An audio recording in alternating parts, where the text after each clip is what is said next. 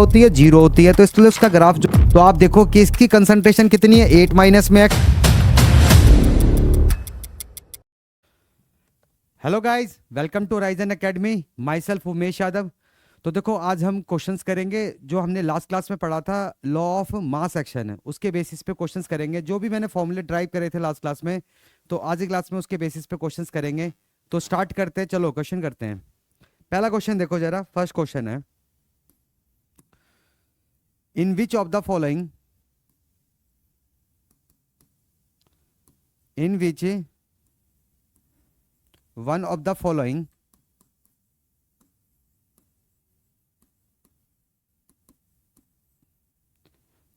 following reactions, the yield of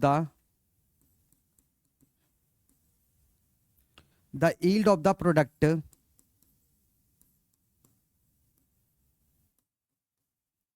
will be maximum,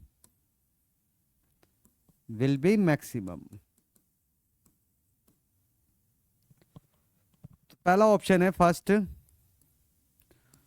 2a plus में b equilibrium c, तो इसका equilibrium constant दे रखा है 10 की पावर -5 है। b c प्लस में 2d इक्विलिब्रियम e, इसका इक्विलिब्रियम कांस्टेंट दे रखा है 10 की पावर 5 है। c d प्लस में 3b इक्विलिब्रियम f, इसका इक्विलिब्रियम कांस्टेंट दे रखा है 10 की power 3। d 2a2 gas plus में b2 gas gives to 2a2b gas, इसका इक्विलिब्रियम कांस्टेंट दे रखा है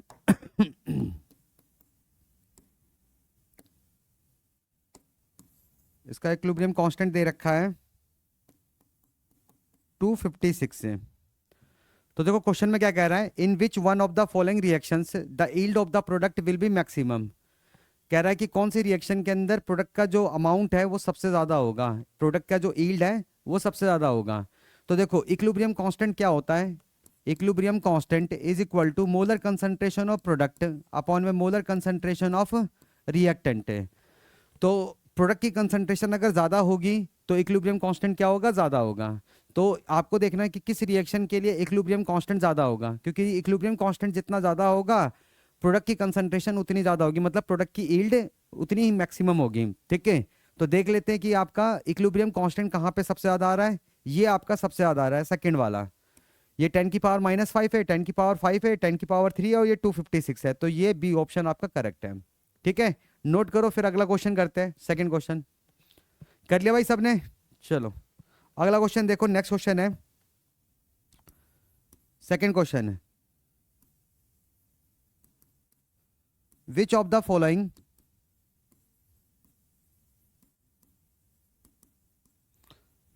following oxide is most stable, पहला AO gives to half A2 plus में हाफ O2, इसका इक्विलिब्रियम कांस्टेंट दे रखा है K is equal to 5 into 10 की पावर 5 है। सेकेंड है BO equilibrium half B2 plus में half O2, K is equal to 1.1 into 10 की power 12। CO equilibrium half C2 plus में हाफ D2, हाफ O2 है भाई, O2 क्योंकि ऑक्साइड ही है ना। हाँ, इसका इक्विलिब्रियम कांस्टेंट दे रखा है 2.3 इंटू 10 की पावर 18।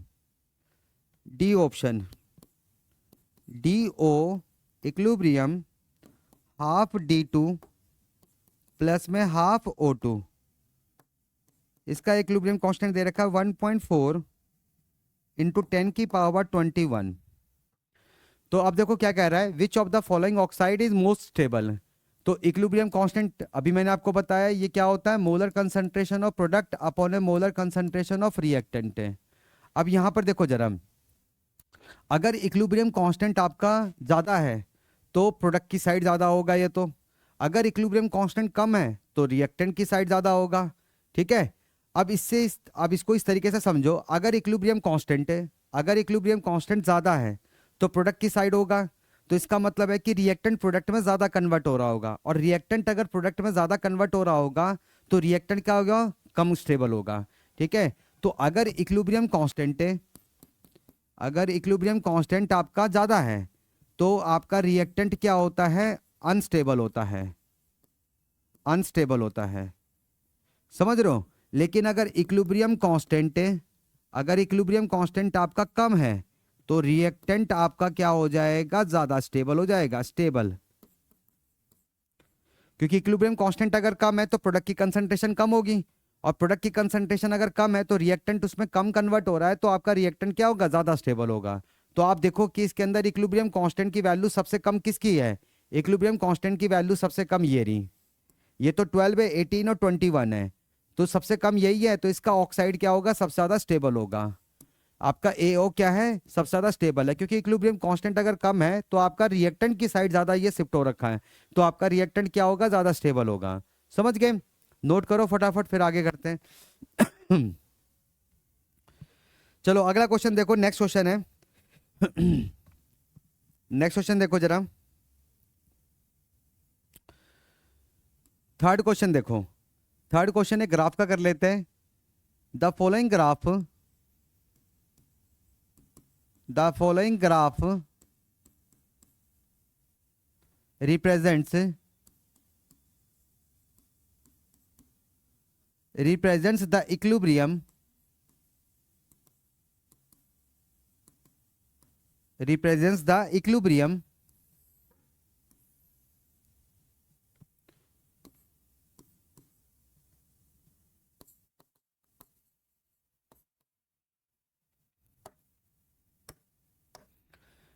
तो यहाँ पे कंसंट्रेशन वर्सेस टाइम का ग्राफ बना रहे हैं। तो ग्राफ देखो किस तरीके का ग्राफ है, इस तरह का ग्राफ है।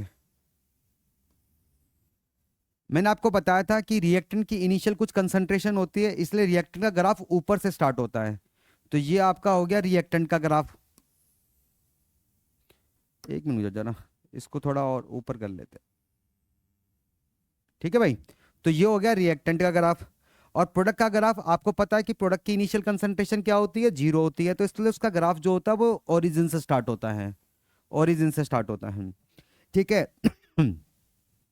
तो ये आपका ए है, ये आपका सी है, ये आपका बी है। तो ऑप्शन देखो जरा, ऑप्शन ऑप्शन क्या है, ए प्लस में B equilibrium gives to C, B A plus में सी इक्विलिब्रियम बी, सी देखो जरा, बी प्लस में C equilibrium A, D A equilibrium B plus में सी, ये आपका। तो आपको बताना है कि ये जो ग्राफ है किस रिएक्शन को रिप्रेजेंट करता है, मतलब किस इक्विलिब्रियम रिएक्शन को ये रिप्रेजेंट कर रहा है। तो यहाँ पर देखो दो रिएक्टेंट है, बी और सी आपके रिएक्टेंट है, और ए क्या आपका प्रोडक्ट है, तो इसका मतलब सी ऑप्शन आपका करेक्ट है। ठीक है, क्योंकि सी वाली रिएक्शन में देखो जरा, बी और सी ये दोनों रिएक्टेंट हो गए, और ए आपका क्या प्रोडक्ट है। तो ये जो आपका ग्राफ है वो सी रिएक्शन को रिप्रेजेंट करता है, सी वाली इक्विलिब्रियम रिएक्शन को रिप्रेजेंट कर रहा है। ठीक है, नोट करो इसे फटाफट। अगला क्वेश्चन करते हैं, नेक्स्ट है अगला, देखो जरा अगला क्वेश्चन है नेक्स्ट है, ये भी आपका ग्राफ का ही क्वेश्चन है। The gaseous reaction, the gaseous reaction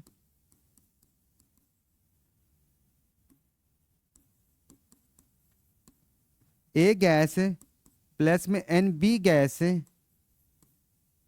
gives to M C gas is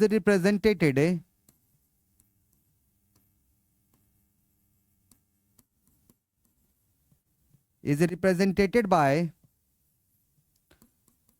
the following by the following curves, by the following curves,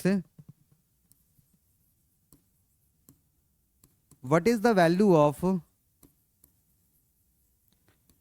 what is the value of n plus में m।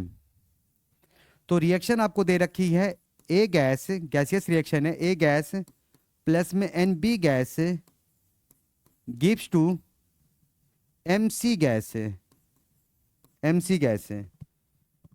ठीक है भाई, graph देख लेते हैं एक बार, graph कैसा है इसका, ग्राफ कैसा है।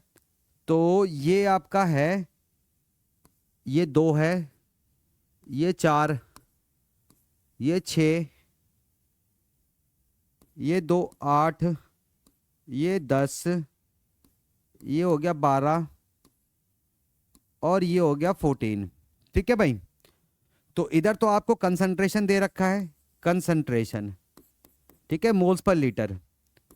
तो ये तो कंसंट्रेशन है और इधर आपका टाइम है, ये टाइम वाली एक्सिस है, ये टाइम आपका वही टी सेकंड में,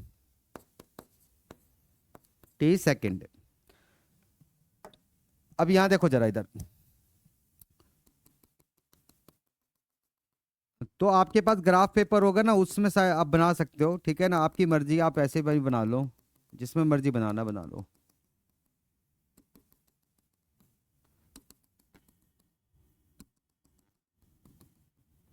चलो अब देखो जरा यहाँ पर, तो इसमें आपका बी स्टार्ट होता है 12 से, बी स्टार्ट होता है 12 से और 8 पे खत्म होता जाके 8 पे। इसको दूसरी लाइन से कर लेते हैं, 12 से स्टार्ट हो रहा है और 8 पे जा रहा है, ये रहा, 12 से स्टार्ट हो रहा है और 8 पे आ रहा है। ठीक है, एक 8 से स्टार्ट हो रहा है 6 पे खत्म हो रहा है, 8 से स्टार्ट हो रहा है 6 पे खत्म हो रहा है, ये रहा। ये हो गया मोलर कंसंट्रेशन ऑफ बी, ये हो गया मोलर कंसंट्रेशन ऑफ ए। ठीक है, और आपका ये सी है जो 6 पे खत्म होता है, सी। तो आपका कहीं पे इक्विलिब्रियम आ रहा होगा, मान लो यहाँ पे इक्विलिब्रियम आ रहा है, इक्विलिब्रियम आ रहा। ठीक है, तो ये तो आपका सी हो गया। यहाँ पे देखो 2 रिएक्टेंट है, ए और बी। तो रिएक्टेंट है, रिएक्टेंट का ग्राफ तो ऊपर से स्टार्ट होगा, बी का आपका 12 से स्टार्ट हो रहा है, ए का आपका 8 से स्टार्ट हो रहा है। ठीक है, इक्विलिब्रियम कहाँ पे आ रहा है, इक्विलिब्रियम जो बी का है वो आपका 8 पे, ये 8 पे आ रहा है, और ये जो 8 वाला है ये 6 पे आ रहा है, और जो आपका प्रोडक्ट है सी वो आपका 6 पे आ रहा है। ठीक है, कोई दिक्कत नहीं है। चलो आगे करते हैं। अब यहां पर देखो जरा, हमें क्या करना है, एन और एम इन दोनों की वैल्यूज निकालनी है। ठीक है, जब एन और एम की वैल्यू निकल जाएगी तो फिर आप एन प्लस में एम निकाल सकते हो। ठीक है, अब देखो कैसे करोगे, इसमें कैसे करोगे आप। अब यहाँ पे देखो जरा, तो ए की जो इनिशियल कंसंट्रेशन है वो क्या है, 8 है, ये रहा 8 है। यहाँ पे ए की इनिशियल कंसंट्रेशन क्या है, 8 है, तो ये ले लो भाई 8। और बी की इनिशियल कंसंट्रेशन कितनी है, 12 है, ये लो। अब रिएक्टेंट जो होता है वो तो रिएक्ट करता है, तो ये 8 माइनस में x हो गया। अब ये कितना रिएक्ट करेगा, 12 माइनस में nx है, क्योंकि जब इसका 1 मोल रिएक्ट होता है तो इसके n मोल्स रिएक्ट होते हैं। तो x जब रिएक्ट करेगा तो ये nx रिएक्ट करेगा, और ये बनेगा कितना, ये बनेगा mx है। ठीक है, तो इक्विलिब्रियम पे इसकी कंसंट्रेशन कितनी है, 8 माइनस में x है, इसकी कंसंट्रेशन कितनी है, 12 माइनस में nx, इसकी कंसंट्रेशन कितनी mx है। तो एट इक्विलिब्रियम, एट इक्विलिब्रियम ए की कंसंट्रेशन कितनी है, इक्विलिब्रियम पे ए की कंसंट्रेशन देखो, ए की कंसंट्रेशन कितनी है, 6 है, और यहाँ पे ए की कंसंट्रेशन कितनी है, 8 माइनस एक्स है, इज इक्वल टू 6 है। तो एक्स की वैल्यू कितनी आ गई आपकी, 2 आ गई है। ठीक है, अब यहाँ पे देखो जरा, molar concentration of B, B की कंसंट्रेशन कितनी है, बी की कंसंट्रेशन आपका इक्विलिब्रियम पे कितना आ रहा है, 8 आ रहा है, तो ये हो जाएगा आपका 8 है, और यहाँ पे बी की कंसंट्रेशन कितनी है, 12 माइनस में nx है, nx है, तो 12 माइनस x की वैल्यू तो निकाल ही रखी है, तो 2n इज इक्वल टू 8 है, तो ये हो जाएगा आपका 2n इज इक्वल टू 4, तो n इज इक्वल टू कितना आ गया, 2 आ गया। तो n की तो वैल्यू हमने निकाल ली है, अब हम m की वैल्यू निकालते हैं। तो molar concentration of C at equilibrium पे कितना है? C की कंसंट्रेशन एट इक्विलिब्रियम पे आपकी कितनी है? 6 है, 6। और यहाँ पे कितनी है? mx है। तो mx is equal to 6, x की वैल्यू कितनी निकाली? 2, तो ये हो गया 2m इज इक्वल टू 6 है। तो m की वैल्यू कितनी आ गई? ये 3 आ गई। तो n प्लस में m की वैल्यू क्या हो जाएगी? 2 प्लस में 3 इज इक्वल टू कितना हो गया? 5 हो गया। समझ गए? तो इस तरीके से आप यहाँ पे n और m की वैल्यू निकालोगे और फिर उसको ऐड करोगे तो n प्लस में m की वैल्यू मिल जाएगी आपको। समझ गए? नोट करो फटाफट इसे, फिर आगे करते हैं। कर लिया भाई सबने नोट? चलो अगला क्वेश्चन देखो जरा, नेक्स्ट है अगला question. For the reaction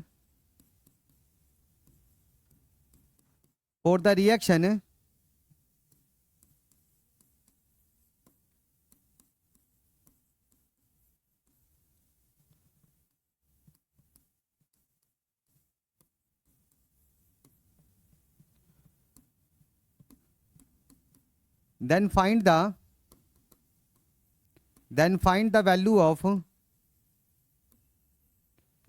the value of Kp upon में Kc।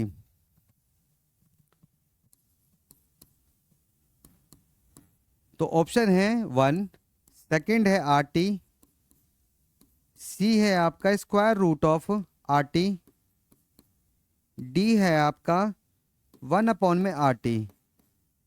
ठीक है, चलो इसे करते हैं जरा। तो देखो एक रिएक्शन दे रखी है, CO गैस प्लस में Cl2 gas gives to CO Cl2 gas है। Then find the value of Kp upon में Kc। Kp और Kc का रेशो निकालना है। तो देखो Kp का Kc के साथ क्या रिलेशन होता है? Kp is equal to Kc into RT की पावर में डेल एन जी। आप सिर्फ डेल एन जी की वैल्यू देख लो यहाँ पे। डेल एन जी क्या होता है? Sum of the number of moles of gaseous products 1 है, माइनस में sum of the number of moles of gaseous reactants है 2। तो ये कितना हो गया? -1। तो यहाँ पे पुट कर दो।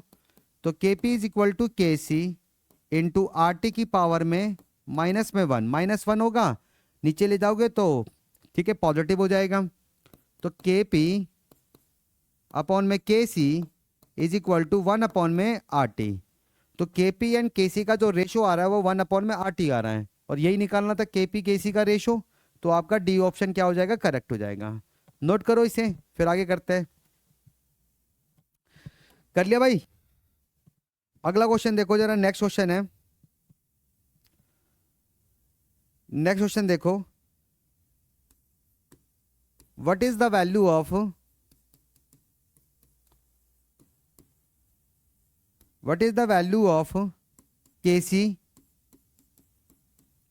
Kc ratio Kp। Kc और Kp का रेशो निकालना है फॉर द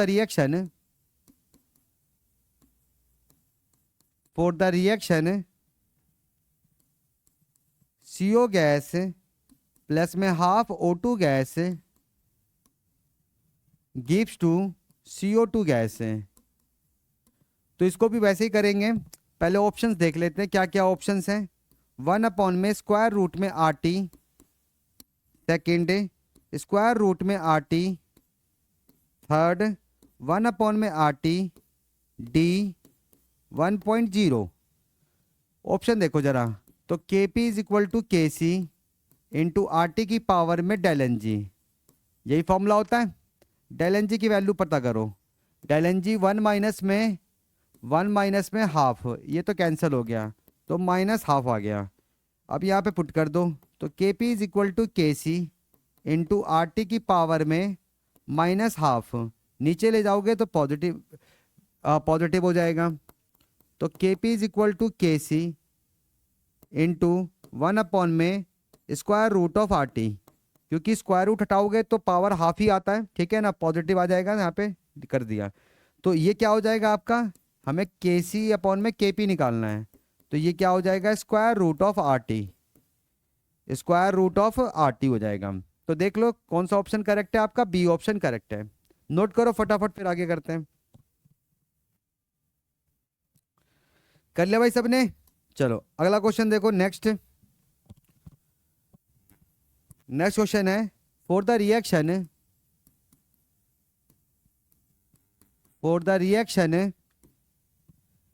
A प्लस में 2B gives to 2C plus में D, the initial concentration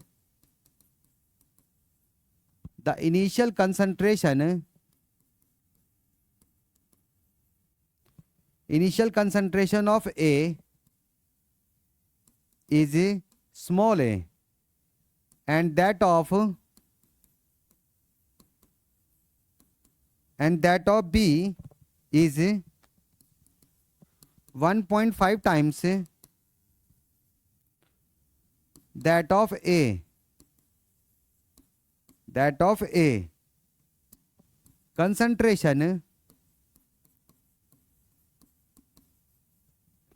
Concentration of A and D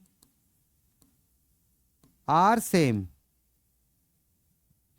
at equilibrium.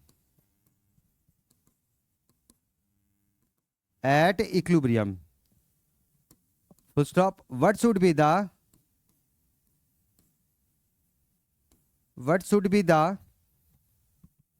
concentration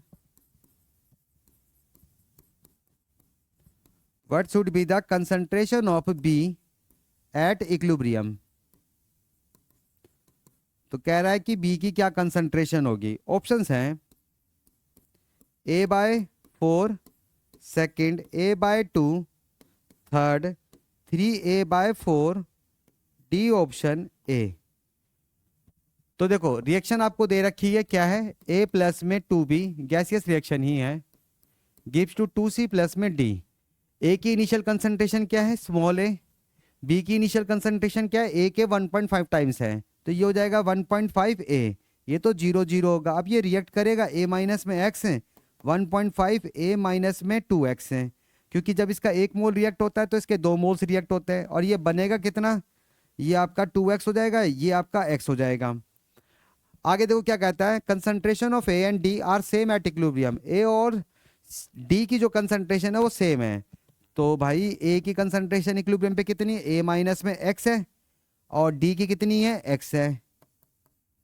तो ये क्या हो गया आपका 2x हो गया, तो x की वैल्यू कितनी हो गई, A/2 हो गई है.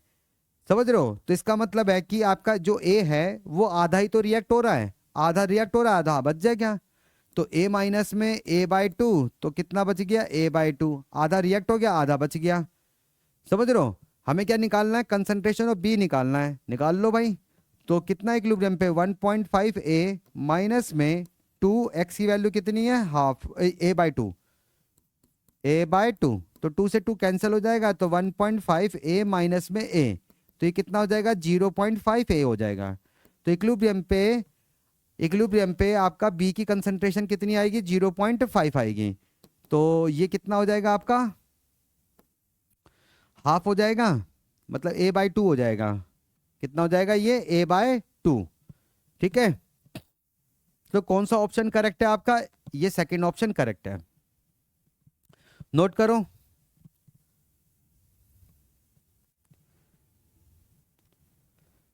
चलो अगला क्वेश्चन करते हैं. नेक्स्ट क्वेश्चन है,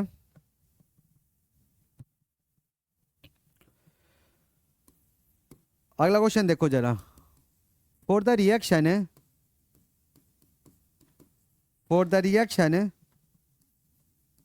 CuSO4 dot 5H2O solid gives to CuSO4 dot 3H2O solid plus में 2H2O वेपर गैस है. तो which one is correct representation.